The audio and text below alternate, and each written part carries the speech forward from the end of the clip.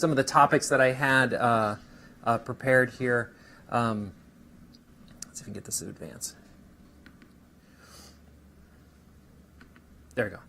These are the things I was thinking of. Oh, first of all, thanks a lot for inviting me. And it was the following after Mark's talk is really appropriate, because a lot of the things I think about are informed by atomic physics and kind of thoughts that's happened in that area.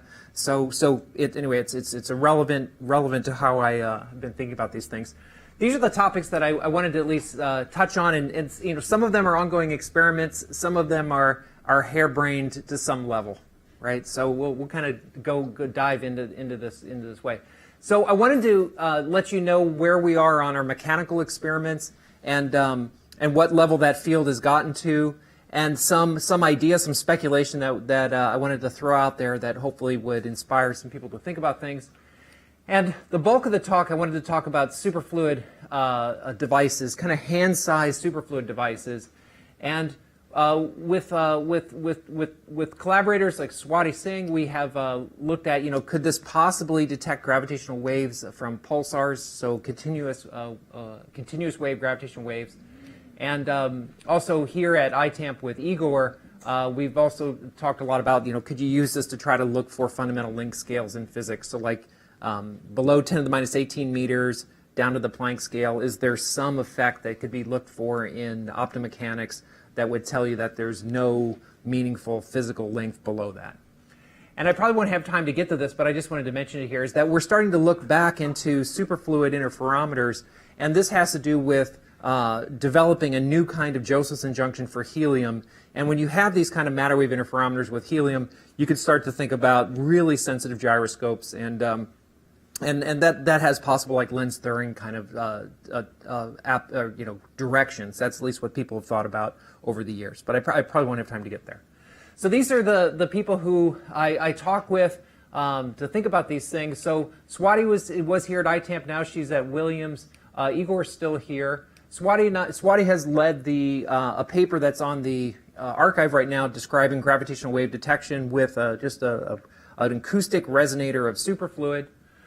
Igor has looked at his paper from Vienna when looking at fundamental length scales, and then with Miles we've had a long-term collaboration, and I'll tell you when we get to that slide what Miles and I have been thinking about. Osh Clerk has always been the person that we go to for our optomechanics theory. Worked with him for years. And Ben King is a chemist at University of Nevada, Reno, who's making this 2D molecular film that has 1 nanometer holes that we're working with to develop a Josephson junction for helium-4. Okay, so first topic is a little bit of an update on quantum effects in mechanical structures. I just wanted to let you know where this field is, and one speculation that comes from all this. So it's now possible to use techniques that look like laser cooling, but either with lasers or with microwaves, to cool mechanical modes that are megahertz, 100 kilohertz, up to a few gigahertz, that kind of wide frequency range. Mechanical modes of that frequency down to the ground state with occupation factors that are significantly below 1. So that's now possible. You build a little mechanical device, put it on your cryostat, turn on a microwave generator, and the thing sits in the ground state. Okay, so that's kind of amazing. You can detect motion at the standard quantum limit. The detectors for microwaves and optics are now good enough to resolve down to the SQL. You can make things shake. Things will move with the shot noise of the field you apply. And we have data from our experiments where we apply a microwave source to a mechanical structure, and we can see the mechanical structure have a noise. It starts to shake due to the shot noise of the microwave field. Okay. So you can see the quantization of the mechanical detection of the quantization of a gigahertz field. We can realize all these back action evading schemes that have been talked about since the 80s about how to steer. You get this shot noise into the mechanical mode, and then by using some tricks, you can push that noise into quadratures that are not the quadrature that you're detecting. Anyway, so I can go on. There's all entanglement between the mechanical mode and the optical field, And just recently, our group has, and a couple other groups around the world now, have realized quantum squeezing of motion. And we've been able to squeeze one quadrature more than 4 dB below the 0-point level. Okay, so you can really start, it starts to really, the mechanical vibrating object starts to really look like a quantum optical field as far as how you can manipulate it. And so the bottom line is that it indeed is required to use quantum physics to describe the motion of mechanical structures. That was the question 15 years ago when we started this. Is quantum mechanics necessary? And in the end, the data shows that you can't understand the motion without applying quantum mechanics to understand it. So where does this field go next? So one possibility, and where most of the funding is in using these devices for quantum information, using a mechanical transducer as a way to couple both to a microwave field and to an optical field. And so you can get maybe from superconducting qubits to optical qubits. That's one possibility. Sensing applications, just a really sensitive force sensor. The thing what mostly excites me is, can you actually go bigger? Can you, now that it works at 10 micron scale, could you see quantum effects in motion for something that's hand-sized, a centimeter scale? And, could you use this kind of system to start really going after decoherence, put limits on decoherence from things like gravitation? So that's this Penrose mechanism that people have talked about a lot over the years. Just to give you an idea of what I'm talking about, this is the kind of plate that's vibrating. It vibrates at, this case, like 6 megahertz. We put this forms a capacitor, and then with an inductor, it forms an LC circuit that vibrates at 6 gigahertz. You apply microwaves into this circuit. You can excite forces in here, and then, the motion of that plate can do up and down conversion of those fields, and you can detect what kind of photons come out. So we can put it on the bottom of a dilution fridge, and you can cool it down to like tens of quanta pretty readily, 40 quanta. And then by applying properly tuned microwave fields, you can cool it down to the ground state. Is XZP, was that the spatial displacement? Yeah. So I think about it as shaken by femtometers. Yeah, exactly. That's the 0-point level for this harmonic oscillator. And when we're doing squeezing of motion, we're manipulating fluctuations at that level. So yeah, that's what's possible now. Here's just an optical microscope picture of the device. You can zoom in with an SEM. These are the little crossovers on the coil here. So the fabrication isn't trivial. And then here's the gap to the capacitor. That's this little gap right in here. You can zoom in and see that. And that actually shrinks down when you cool it. It gets down to about 100 nanometers.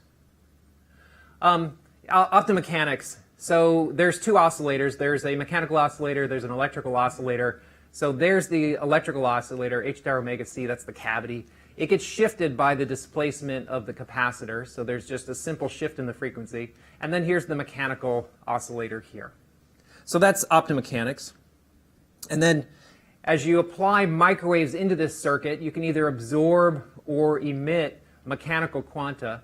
And so if you pump on here's your electrical resonance, the LC resonance. If I put my laser field, my microwave field on the red side, on the low energy side, I can then have, when the mechanical device moves, I get up and down converted peaks. And the up converted peak is actually absorbing mechanical quanta, the quantum picture of what's happening, and then up converting a higher energy photon into that peak. This peak here is the opposite process. So this process over here cools the mechanics. This process over here drives the mechanics. And the interesting thing is that if you go down, if you get the mechanics down to near the ground state, you can start to see the fundamental difference in the rates of these two processes, where one, the up conversion process turns off once the mechanics is in the ground state because you can't extract any more energy out. The down conversion process is you can always stuff another mechanical quanta in there, so this one, even at the ground state of the mechanics, is still active. And you can start to see the difference in this +1.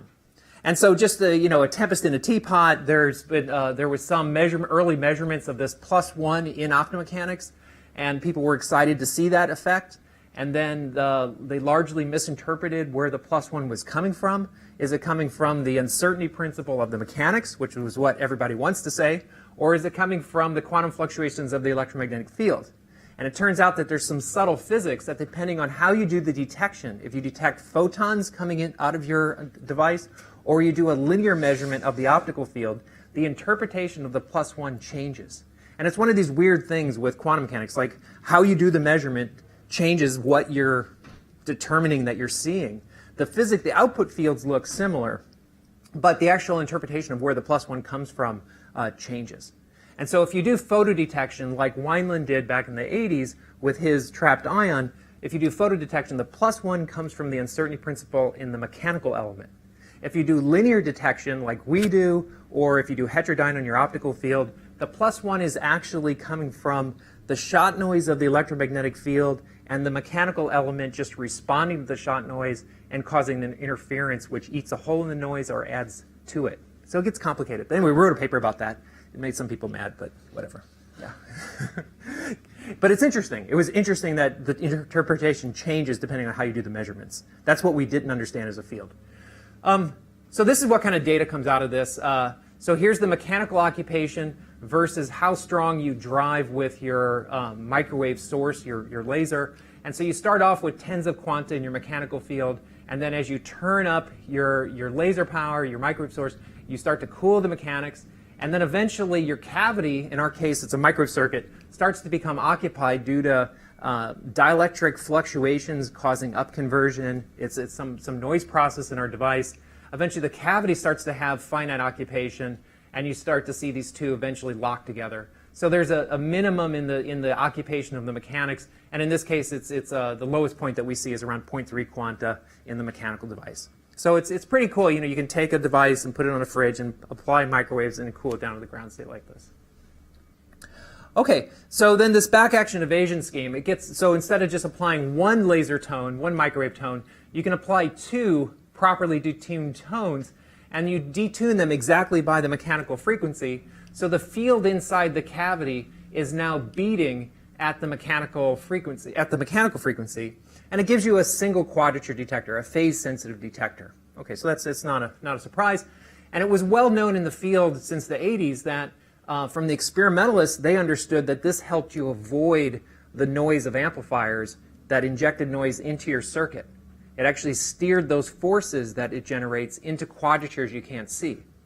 From the theorist point of view, from people thinking about quantum measurement, this is a QND scheme where you can make measurement of one quadrature and all your back action goes to another quadrature. So you can stare at a particular variable without without being the detrimental consequence of the back action from the quantum fluctuations. So anyway, they turned out they were talking about the same thing. So we can do that. Here's our cavity. We can apply two strong tones that are properly detuned to give us a strong measurement of one quadrature, strong meaning down near the 0-point level of sensitivity.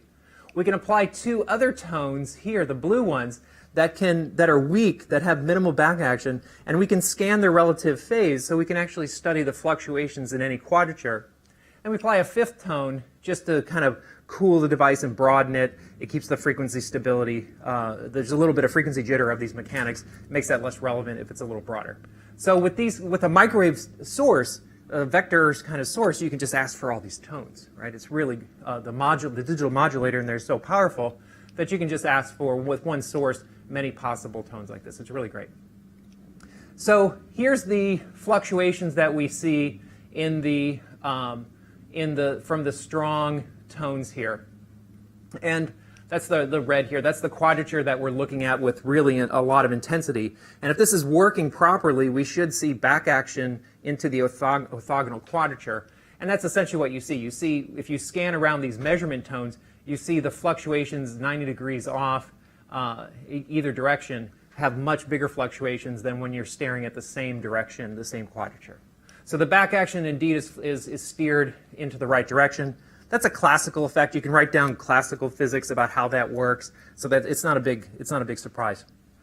The cool thing is that if you look at the amount of fluctuations that are going into the unseen quadrature, and you plot that versus the cavity occupation, this is some microwave units of how high the microwave cavity is occupied. We can put a little bit of noise, a couple photons of noise, into the microwave cavity, and then we can study how much fluctuations we have that go into the unseen quadrature. You can show that, yeah, it's linear with that microwave occupation, but the point is that line does not point to zero, meaning when the cavity is unoccupied, you still get a force, right? And so that's the point. And this +1 is really carefully calibrated by the thermal calibration of the mechanical device, which you can do to high accuracy down in the percent level. So we really, you can really clearly see that an empty cavity produces force noise on the mechanics, right? And it's kind of like Casimir physics, where you're seeing the force generated and the motion generated by quantum fluctuations. In this case, we're picking out a single electromagnetic mode, that's the LC resonator, and we're looking at the force noise generated by that. Rather than summing up all the modes to infinity and looking at some difference, this is just picking out one and seeing the force noise from that. Okay. So that's just an example of where this field is and the kind of measurements that are possible. With more complicated schemes, with taking two-tone measurements and then imbalancing the power on the two, you can actually start to get squeezing forces that on the mechanics that cool one quadrature preferably. And you can actually see, if you look at this is phase here, the fluctuations versus phase, they can get down below the 0-point level. And this is a method for squeezing. So that anyway, that was it basically works as a squeezer. You can do that kind of physics, and you can get strong squeezing. You can see 4 dB of squeezing. So that's kind of the status of at least our experiments with optomechanics and where this level of this field has gone to, just to kind of inspire thought that if you want to think about experiments, this is what people can do. Okay, so here's something that Miles and I, this is a picture of Miles that he'll probably punish me for, but this is we were backpacking in the Sierras together. And so we once a year we go on a trip together, and it's really fun. So he's looking pretty grizzled there. This is at the end of a trip. And we were in Wyoming this past summer, and it was really fun. So what Miles and I wrote a paper about, and it was this basic fact, and this is just to throw it out there, maybe somebody will find something interesting to think about, is that if you take a gigahertz mechanical resonator and you force it with some driving force to oscillate at 10 nanometers, which isn't that big of a motion, you generate 10 to the 9 Gs of acceleration of the mechanical structure. And so that becomes, that's the acceleration of a gravitational field on the surface of a neutron star. So here's the little mechanical element. It's completely ordinary and generic. It's a NEM structure that people make. And you can get equivalent gravitational fields of neutron stars on it. There, you can make these things push them down to quantum limits. So here's a system where you can do quantum physics and on a simulated gravitational field of a neutron star.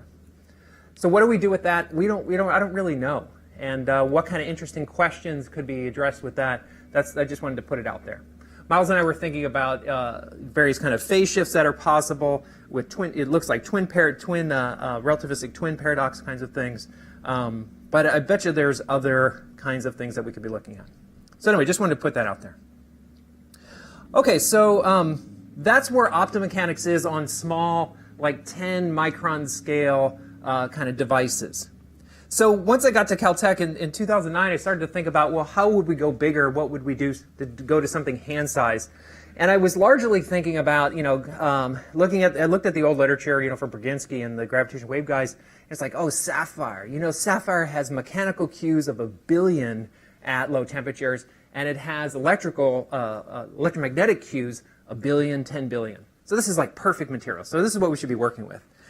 And then as I was riding my bike around Pasadena, I was like, why aren't we thinking about superfluid helium? This is something that Jeff and I worked on back as grad students. So why aren't we thinking about superfluid? Superfluid has no friction, right? It moves without friction. This is all about quantum limits of motion. Why aren't we using this as the ultimate mechanical element, right? It's kind of stupid. Its electrical properties are incredible. The loss angle is expected to be less than 10 minus 10, and it's probably much less than that at microwave frequencies. So here's some of the properties. It's the low speed of sound, so it's decoupled from containers. The speed of sound in helium is 10 times lower than most metals there. The speed of sound is tunable. So if one wanted to make an electromagnetic resonator that you could tweak to actually follow a source, let's say you were trying to detect the gravitational waves from a pulsar and you needed to actually compensate for the Doppler shift as you go around the sun. Could that be, is it tunable. Well, it is. The superfluid, just by changing the pressure, you can change the speed of sound. Let's see, so the loss angles are really low. It's chemically completely pure, and all the impurities are stuck to the walls.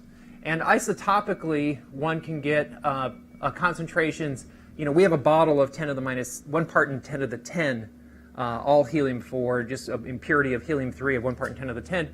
And people claim 10 to the 14 as kind of purity levels that are possible. It transitions to a superfluid at a relatively high temperature at 2 Kelvin, compared to helium-3, which is millikelvin. So just getting a crowd cooler or some a device similar to that, one can generate this condensate. The condensate's available in liter quantities. You just make a bucket, you fill it with helium. You've got a condensate there that's a coherent matter wave that doesn't go away. It doesn't evaporate, right? You can cool it to below its transition temperature by a factor of T over T lambda of about 100. So you can get deep into the condensate, right? You're not just into the condensate and just like, well, they got 90% condensate. No, you're 10 to the 1 part in 10 to the 8 pure superfluid. The normal fluid's a tiny fraction. And it shows, a coherent matter wave interference around loops that some of the path length of the loops are comparable to a meter. So this is so thinking about superfluid. So I started looking through the old literature and thinking about acoustic resonators of superfluid. And this is what you find for the acoustic loss angle. And it's just purely from the nonlinear restoring force of the helium. As you push on helium, the speed of sound slightly shifts up. Just a Grunheisen parameter, just like any other solid or any other condensed system. The interatomic forces are nonlinear, so as you push on it, it gets stiffer. So that's where this mixing of low frequency modes to high frequency modes happens, and that's how energy can get out of low frequency modes. So that determines the Q, and as you cool down, the high frequency modes are black body, so their energy is decreasing as T to the 4th, and so as you go down to 10 millikelvin, depending on the isotopic impurities, you expect a very low internal loss of the, very high Qs, very low internal loss of the helium sample itself. And so, for a sample that we have, 1 part in 10 to the 10, that's the brown curve here, you expect over 10 to the 11 for temperatures that are possible in a dilution fridge. So that's just the intrinsic loss of the helium itself. Okay, that's good, right? So what we've done is put the helium superfluid inside a niobium resonator. And the niobium resonator, it's a superconducting resonator. And so as you have an acoustic field in here, it changes the dielectric profile. And so that's going to shift the frequency of the niobium resonator. We're back to an optomechanical system. Niobium, people have developed for, particle physics accelerators. And they've achieved Qs in the electromagnetic resonators of 10 to the 11, even while pumped with intense microwave fields, over 10 million volts, 20 million volts per meter. So even when this thing's incredibly excited electromagnetically, it still shows incredible high Q. We didn't know what we were doing. We just made a niobium resonator, etched it in some acid, cooled it off. We got 1/3 of a billion just out of the gate. The people at Cornell who actually know what they're doing, they get those kind of Qs of 10 to the 11. Okay, so we hung that off a wire onto a dilution fridge. It's the base plate of a dilution fridge. We have some microwave feed lines coming in and out, and then a tiny capillary to fill this thing. And there's just first sound acoustic modes. It's just nothing ordinary. It's just a low loss acoustic mode. And you can put the fill line right on an acoustic node to minimize the acoustic transmission up the fill line. And after a bunch of cool downs messing around, Laura DiLorenzo, the student working with me, ultimately found a Q of around 150 million as our best Q for our most isolated mode. Like I said, this has a fill line. It's not particularly well mechanically isolated. It's just our first kind of cut at this experiment. But coming up with a Q that's within a factor of 10 of the highest Qs ever measured at acoustic frequencies for a mechanical element is just out of the gate. That we were really surprised by this. So this is the decay in thousands of seconds here. It's 12,000 seconds.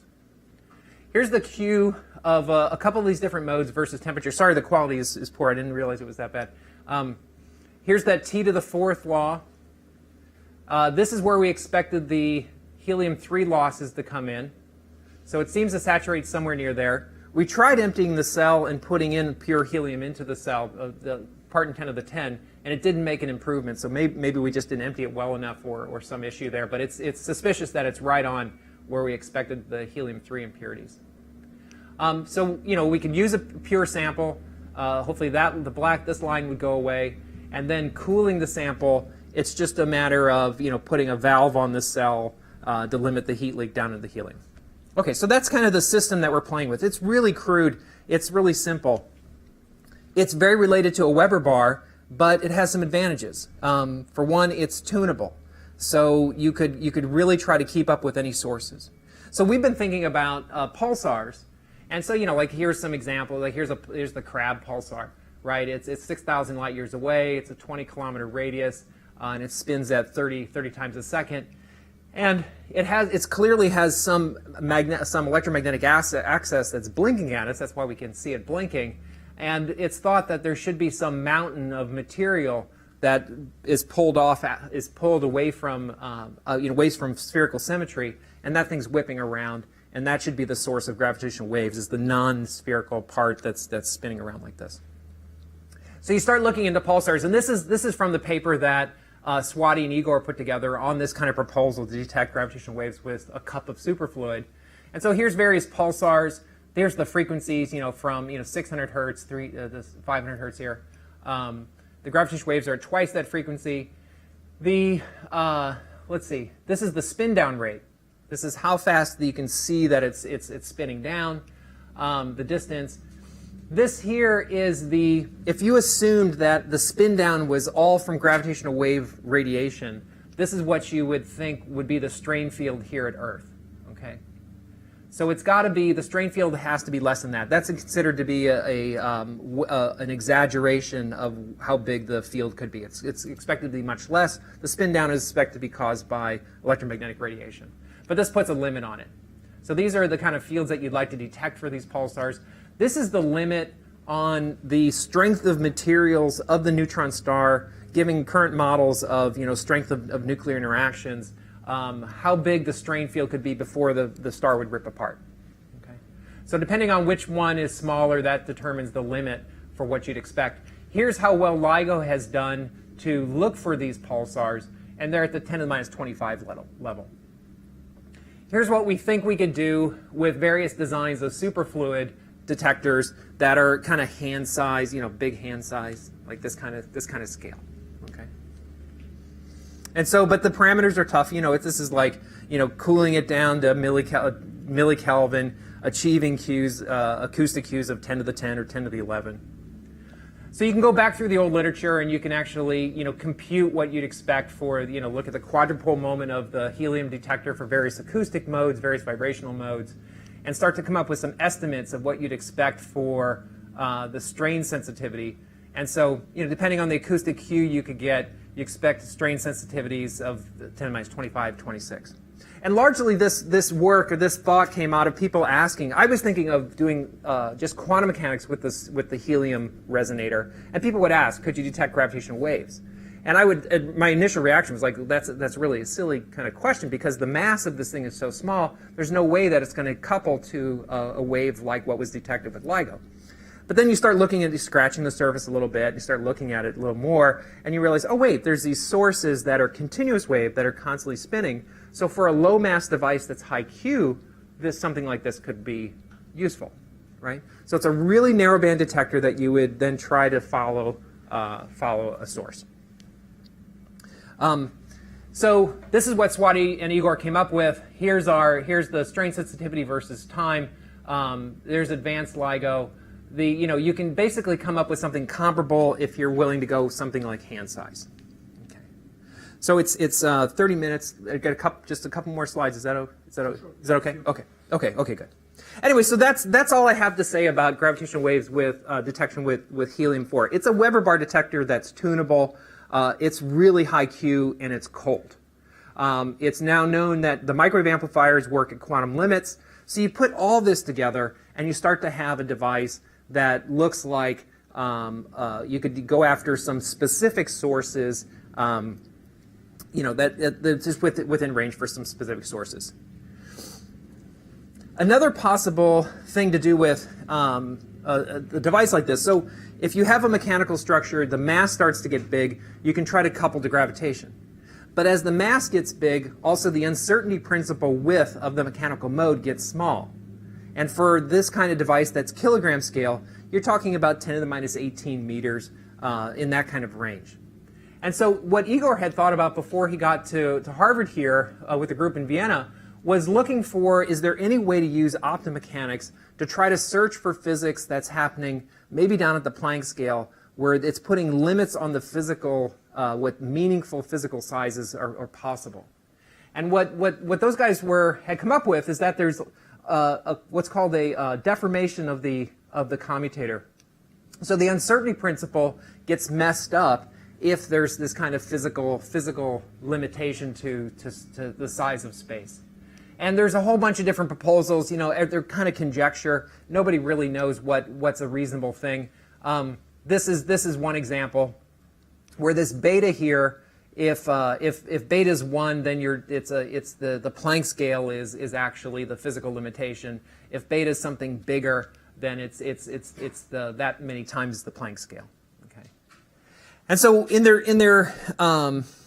work from Igor, what they were thinking about was, if you actually take an optomechanical system and then apply some optical field that you do displacements in position and momentum around a loop, that if there was no distortion of the commutator, there should be zero phase shift. There should be no effect to this kind of loop transition around a loop. But if there is a slight distortion, then that should give you some optical field, and it kind of looks like a Kerr nonlinearity.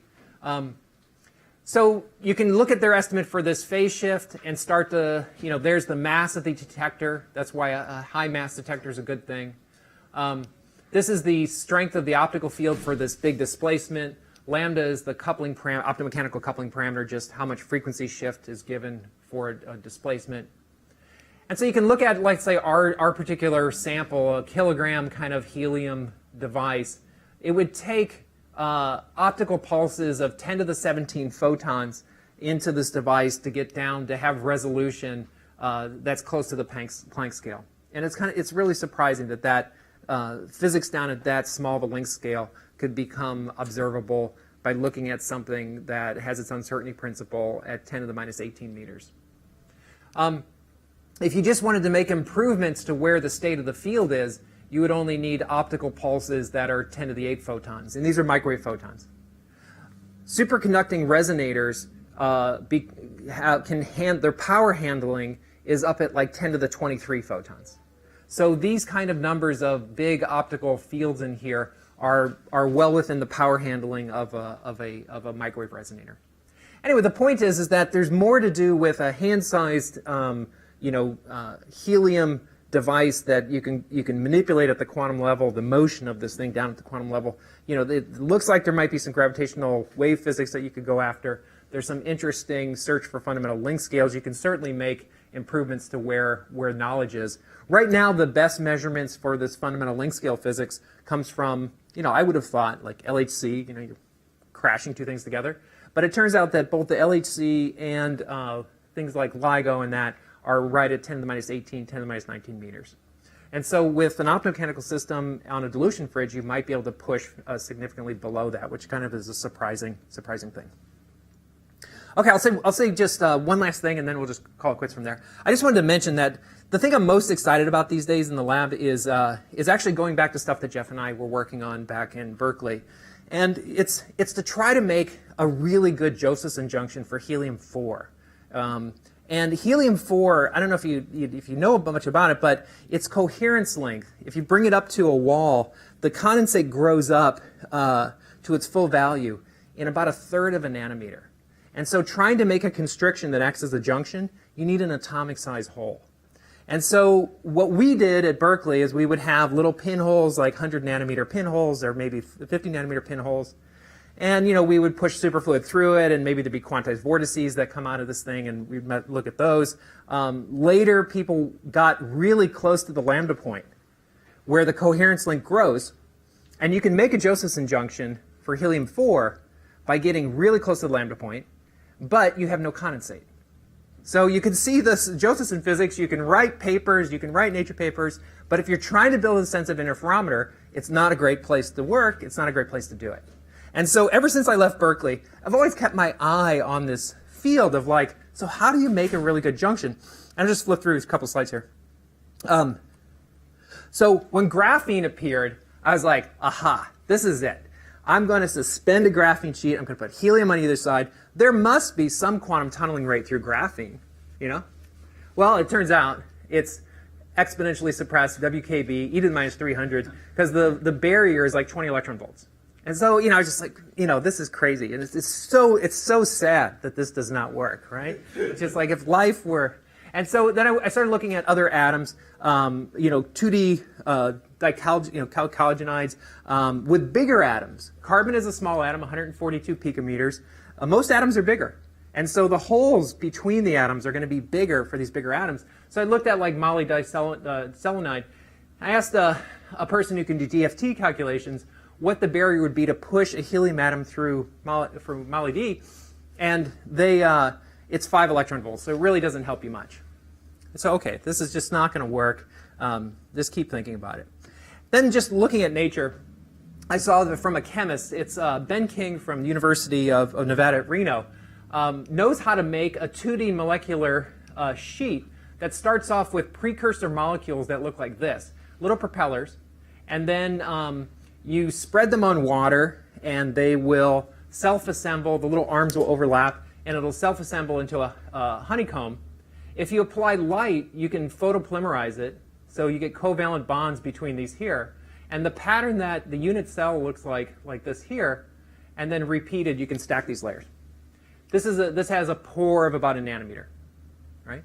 And so a chemist is now providing a material that has 1 nanometer pores. It's just the right size for trying to make a weak link for helium-4.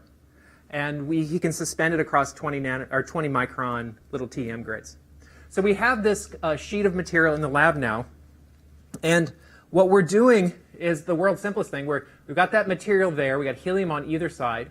We have a little capacitor to pull up some superfluid. That's our voltage source. And then we have a superconducting resonator to monitor the height. So it's a little U-tube arrangement where helium can go through this thing. And anyway, we're trying to see whether or not the Josephson effect through this nanoporous material is going to appear. But what we want is a junction that works away from the lambda point. Imagine the status of superconducting qubits if everyone had to work within a microkelvin of Tc of aluminum. It wouldn't be anywhere, right? And so when you think of where helium is like, why isn't it developed into an amazing matter wave interferometry? It's the junction. The junctions just aren't there. The detection of it's difficult, but really the junction properties just aren't very good. So you can make estimates once you have junctions like this, how sensitive a gyroscope you could make. So if you had a superfluid Josephson junction, and you made some sort of resonance system, if you could detect the supercurrent at the thermodynamic limit of whatever's determining the Q in this system, you end up with a hand-sized device with rotation sensitivity of 10 to the minus 7 omega Earths per root hertz as the fundamental thermal noise floor of the device. Whether or not other fluctuations limit one before you get there, it's just hard to know. You have to just go measure to see how this thing behaves. But we have made superfluid interferometers that in the past, and so with this kind of junction that looks like much higher sensitivity may be possible. Anyway, so those are the topics that I wanted to cover. This kind of thing, if you look at the literature of superfluid gyroscopes, people are always pointing towards like lens thirring effects, gravitational effects like that. There must be other rotational effects that one could go after. So those are the things I wanted to tell you. I just wanted to tell you about optical mechanics. I want you to think about what could be done with super high acceleration while you're having a device that's at the quantum limit. So could you mix those two things together? There's the gravitational wave detection with a hand-sized superfluid device, and then there's these Josephson effects that might be interesting.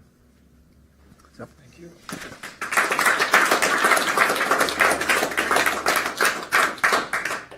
We'll take maybe a couple of very short questions, but I think we're going to also take a break, so that we have plenty of time for cornering Keith here. So, Andrew? Just on the gravitational wave idea, what sort of frequency range are you envisioning this practically in terms of? Yeah, so you can easily get into ranges where it's hundreds of hertz up to kilohertz, so that kind of range.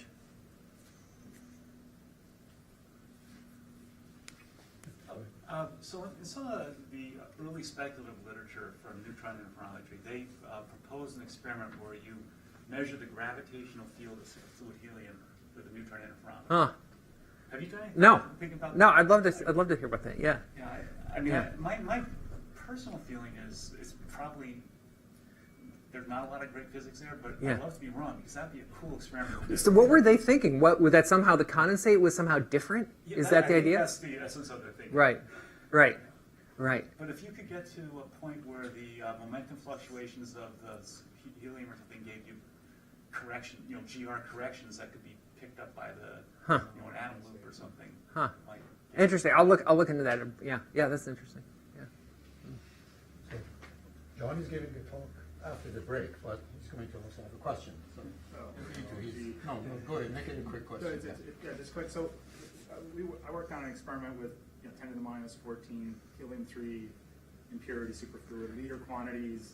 That's all great, but we always had in the back, at least in the back of my mind, a worry about little pieces of dust. Yeah. And either the dust kind of falling through, Yeah, or snow. kind of barely collected on the walls.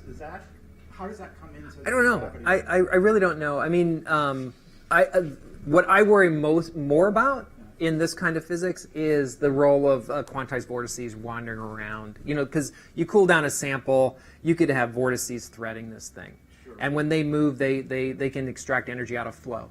And so, at what point does the quantized vortices limit this Q? Where we no longer see it just following this thermal law. And so, you'll get vortex pinning.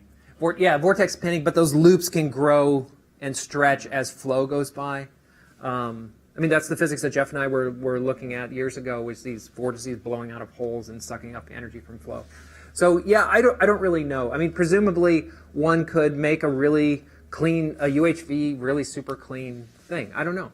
Like if one was serious about trying to do that, my guess is the chemical impurities one could handle. Maybe. So, with that, join me in thanking Keith. Thanks a lot.